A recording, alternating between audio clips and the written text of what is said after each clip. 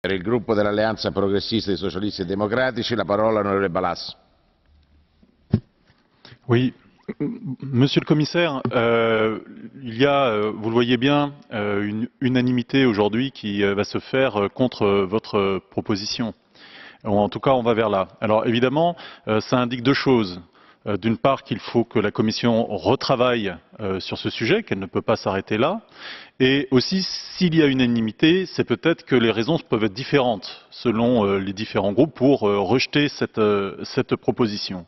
Mais il est vrai qu'aujourd'hui, renationaliser des politiques commerciales au sein de l'Union dans un cadre plus général où on voit bien qu'il y a une menace, une fragilité sur la question de la libre circulation, que ce soit celle des êtres humains ou que ce soit celle des marchandises, ne va pas dans le sens que nous faisons, nous en tout cas sociodémocrates, de ce que doit être l'Union européenne. Et j'avoue que j'ai été un petit peu stupéfait tout à l'heure quand vous avez argumenté à partir de la question démocratique.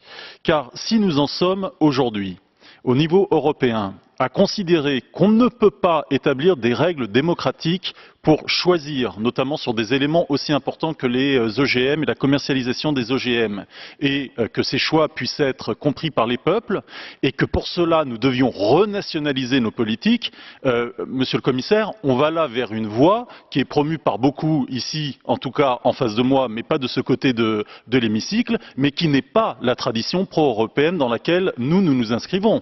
C'est bien au niveau justement de l'Union européenne, de la Commission, qu'il faut savoir aujourd'hui construire les choix démocratiques pour qu'ils puissent être affirmés. En ce sens, la proposition que vous faites aujourd'hui ne peut pas être acceptée, mais on ne peut pas non plus en rester là.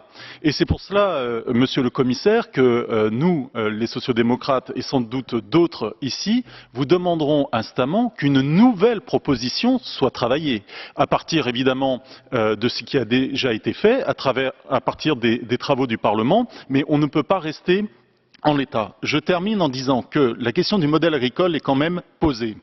Il ne s'agit pas de rêver à une autosuffisance complète, par exemple, sur les aliments des animaux. Néanmoins, on le voit bien, on ne peut pas être aujourd'hui dans un système agricole qui pousse à la production, qui pousse donc à l'importation massive aujourd'hui d'OGM, sans même que les populations ne soient au courant. C'est le cas, par exemple, dans le pays que je connais le mieux, qui est la France, où je crois que bien des citoyens seraient surpris de savoir que les animaux qu'ils mangent mangent eux-mêmes des OGM. Je ne suis pas sûr qu'ils soient au courant. Ainsi donc, et pour conclure, Monsieur le Commissaire, on vous demande non pas de vous arrêter aujourd'hui en cours, mais au contraire de continuer le travail et prenez donc aujourd'hui notre position plutôt comme, j'allais dire, un encouragement à approfondir le travail avec nous pour qu'une nouvelle proposition puisse être faite rapidement sur ce sujet de la commercialisation des OGM.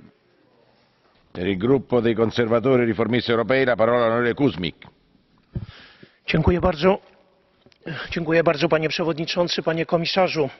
Zabierając głos w debacie dotyczącej umożliwienia państwom członkowskim ograniczenia lub zakazu stosowania genetycznie modyfikowanej żywności i paszy na swoim terytorium, chcę zwrócić uwagę, że